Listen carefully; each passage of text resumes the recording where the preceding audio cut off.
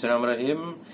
Nah, jadi edisi kali ini kita akan membahas seseorang bernama Arya Wiraraja.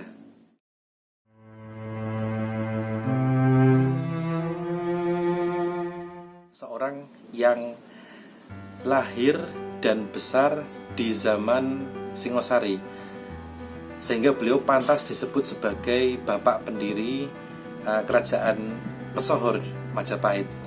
Nah, kita kalau ngomongin Arya Wiraraja itu kita akan tidak lepas dari Empu Tantular. Empu Tantular juga seorang pendeta Brahma yang cukup tersohor ya, karena salah satu kitabnya yaitu kitab Sutasoma yang baitnya itu menjadi semboyan yang sangat penting bagi NKRI, yaitu adalah Bhinneka Tunggal Ika. Kalau dipanjangin ada Bhinneka Tunggal Ika Tanhana Dharma Mangrwa. Nah, itu mencirikan betapa sebuah kerajaan ini itu adalah kerajaan yang akan memperluas pengaruhnya dan akan menyatukan kerajaan-kerajaan kecil dengan lingkup yang lebih besar. Padahal kita juga tahu ya, kita membayangkan abad ke-13, abad ke-12, terutama abad ke-12 ketika kerajaan Singosari itu perlahan mulai runtuh di zamannya Kertanegara. Itu kan belum ada peta, belum ada Google Map, jelas belum ada. Jadi orang-orang ketika itu juga belum bisa membayangkan sebenarnya dunia itu seperti apa, seluas apa. Tapi mereka punya visi yang sangat luas. Apalagi kalau kita bicara Kertanegara, dia raja terakhir di kerajaan Singosari ya. Itu kan merupakan kerajaan atau raja yang sebenarnya juga keren ya, tapi beliau akhirnya juga harus selesai gitu ya, harus selesai masa pemerintahannya. Tinggal salah satu kerabatnya yaitu adalah Dyah Wijaya, itu yang menjadi raja pertama Majapahit. Jadi beliau tidak meneruskan kerajaan Singosari, tapi beliau Dyah Wijaya ini meneruskan kerajaan Majapahit. Nah, teman-teman sekalian, kembali ke Arya Wiraraja. Arya Wiraraja adalah seorang politisi. Beliau adalah cucu buyutnya Empu Tantular kalau dirunut dari garis keturunannya. Jadi Empu Tantular kemudian punya 4 anak juga semuanya Brahma. Empu-empu semuanya juga. Anak nomor 2-nya Empu Barada. Kemudian Empu Barada punya anak namanya Empu Bahula. Nah, dari Empu Bahula ini anak mbarepnya adalah yang dikenal dengan Arya Wiraraja. Nah, Arya Wiraraja ini tadi kita sampaikan adalah seorang politisi, beda dari jalur keturunan di atasnya ya. Jadi beliau seorang politisi dari muda, juga beliau sangat kental dengan dunia pemerintahan, dunia politik. Karena walaupun terah beliau ini kan dari Bali, tapi Arya Wiraraja itu dibesarkan di Daha atau sekarang disebut dengan Kediri. Nah, beliau dibesarkan oleh seorang empu namanya Empu Sedah. Nah, bekal mental itulah yang dikuatkan oleh Empu Sedah membentuk Arya Wiraraja adalah seorang yang memiliki intuisi kebangsaan. Jadi bukan hanya kebrahmaan tapi juga kebangsaan. Nah, Arya Wiraraja ini awalnya orang yang sangat dekat dengan Raja Singosari yang terakhir tadi, Kertanegara. Tapi karena ada perbedaan pandangan, sehingga beliau istilahnya dibuang lah ya ke daerah Sumenep, jauh di sana. Padahal Jawa itu kan secara umum di daerah Singosari, Malang itu kan subur ya, malah dibuang di daerah Sumenep yang tanahnya begitu tandus ya. Tapi Arya Wiraraja ini orang yang karismatik. Beliau walaupun dibuang di lokasi yang terpencil, yang nggak ngerti ini kaharane kayak ngopo biasanya gitu, sama keluarganya itu beliau melihat rakyat Madura saat itu walaupun hidupnya sangat keras ya, sehingga kan kalau orang-orang Madura itu kan tanpa tedeng aling-aling gitu ya, jadi wis pomen opo anane kan gitu. Ternyata Arya Wiraraja ini berhasil menghimpun masyarakat asli Madura untuk mengoptimalkan potensi maritim. Jadi malah justru maritim yang dikembangkan, bukan agraris. Sehingga bahkan mereka bisa membuat kapal, mereka bisa mendatangkan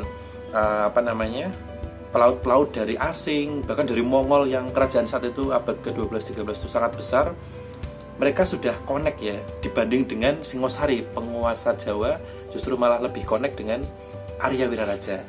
Nah teman-teman sekalian, singkat cerita, Arya Wiraraja ini jadi jujugan ketika Singosari diruntuhkan, Kertanegara kemudian tewas. Nah salah satu penerusnya yaitu Dyah Wijaya diselamatkan oleh hanya sekitar 12 orang, diselamatkan dari daerah Singosari menuju ke Sumeneb, ke Madura. Nah di sana kemudian sama Arya Wiraraja diopeni, terus dipulihkan sampai karena kan Singosari itu kan diruntuhkan oleh Jayakatwang ya, Jayakatwang. Nah kemudian oleh Arya Wiraraja dengan Dyah Wijaya balas dendam sampai bisa mendirikan sebuah entitas baru bernama Majapahit. Jadi Majapahit itu masih penerusnya dari Kertanegara sebenarnya.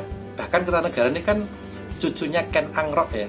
Wah, kalau Ken Angrok mungkin teman-teman ingetnya apa? Ken Dedes sih ya. cinta anak-anak muda. Padahal sebenarnya kisahnya Ken Angrok itu juga menarik. Tapi nanti lain video akan kita bahas. Lafalnya yang benar sebenarnya Ken Angrok ya, bukan Ken Arok, tapi lebih dikenal dengan Ken Arok. Padahal sebenarnya Ken Angrok gitu. Nah, teman-teman sekalian, Arya Wiraraja ini beliau walaupun ibaratnya kesel ya sama Kertanegara, aku dibuang ning Sumeneb, kemudian ada keturunannya yaitu Dyah Wijaya itu minta bantuan sama aku. Tapi ya karena beliau jiwa kebangsaannya tinggi, beliau patriotismenya tinggi, ya beliau tetap membela karena ibaratnya ya tetap sudah teman lama lah ya, tetap Dyah Wijaya tetap diopeni, bahkan didukung. Bahkan anak sulungnya, anak mbarepnya yang keren ya, bernama tadi Ronggolawe, disebut Ronggolawe, atau nama kecilnya itu Bagus Pinasih ya, itu diserahkan kepada Dyah Wijaya untuk bisa mendirikan sebuah kerajaan yang namanya Majapahit. Nah sehingga betul-betul totalitas lah ya, Arya Wiraraja untuk dukung Majapahit itu berdiri. Sampai suatu ketika masih kerajaan Majapahit masih belum ada 42 hari ketika Dyah Wijaya itu mengangkat Mahapatihnya itu seseorang bernama Nambi. Jadi ketika Dyah Wijaya ini menyelamatkan diri ke Sumeneb, itu sebenarnya ada tokoh yang penting selain selain tokoh-tokoh yang saya sudah sebutkan tadi, yaitu adalah salah seorangnya adalah namanya Lembu Sora. Nah Lembu Sora ini senior, tapi malah yang jadi Mahapatih bukan Lembu Sora, malah Nambi. Alasannya Dyah Wijaya kenapa? Karena Majapahit yang masih sangat dini itu justru lebih membutuhkan orang yang mengerti tata kelola pemerintahan, bukan seorang conqueror, bukan seorang penakluk, bukan orang yang seneng gelut tuh, seneng perang, bukan. Karena Ronggolawe, kemudian Lembu Sora itu seorang jenderal lapangan, tapi untuk ngurus negara itu Nambi yang lebih tepat. Nah ini Ronggolawe yang tidak serak. Sehingga di kemudian hari setelah juga ada hasutan-hasutan dari Mahapati ya, Mahapati itu sebenarnya juga julukan, yaitu orang yang gaweannya menghasut dan menyebabkan orang meninggal. Sehingga Ronggolawe disebutkan melakukan pemberontakan, padahal bukan pemberontakan, karena beliau justru menyelamatkan harga dirinya. Disitulah Ronggolawe kemudian wafat ya, dan Arya Wiraraja merasa sangat-sangat terpukul ya. Wah, ini ternyata apa yang diperjuangkannya itu tidak semudah yang dibayangkan. Sehingga teman-teman sekalian, banyak pelajaran yang diambil dari kisah Arya Wiraraja ini. Salah satunya adalah yang pertama, tentu orang yang memiliki ambisi kekuasaan atau memiliki ambisi untuk penyatuan banyak kebangsaan, memiliki pengaruh dan sebagainya, itu sebenarnya adalah suatu cita-cita yang baik ya, yang mulia. Seperti kalau kita baca story-nya Jepang itu, kita akan sangat familiar dengan nama Oda Nobunaga ya kan, sangat familiar kan. Beliau itu yang menyatukan kerajaan-kerajaan friksi-friksi kecil di Jepang. Tapi ya, yang namanya menyatukan banyak pemikiran itu ya nggak mudah.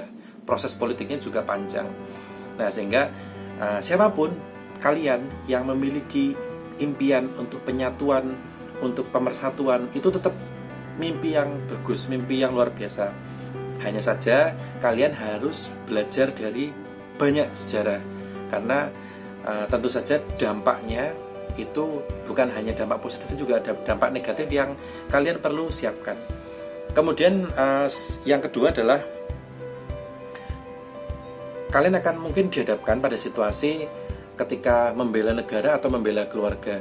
Pilihan, misalnya ada pilihan seperti itu, dan ini juga pilihan yang nggak mudah. Tapi kita akan ketika terbiasa mengarungi kehidupan dengan masalah demi masalah, maka justru itu akan melatih strategi pemikiran, kejiwaan teman-teman. Seperti konten yang kemarin yang sudah saya buat tentang bagaimana menenangkan sebuah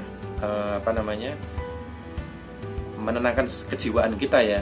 Memiliki ketenangan jiwa itu adalah hal yang sangat penting untuk karir masa depan kita ke depan, karena kita nggak tahu seperti apa zaman ke depan itu seperti apa. Tapi ketika kita memiliki mental kejiwaan yang stabil, yang tenang, maka sesungguhnya itu adalah hal yang sangat penting, model yang sangat penting untuk menghadapi tantangan zaman. Oke teman-teman sekalian, mungkin konten kita pada kali ini cukup sekian. Nanti kita akan membahas sejarah-sejarah atau konten-konten selanjutnya yang juga bisa kita ambil hikmahnya. Oke, terima kasih.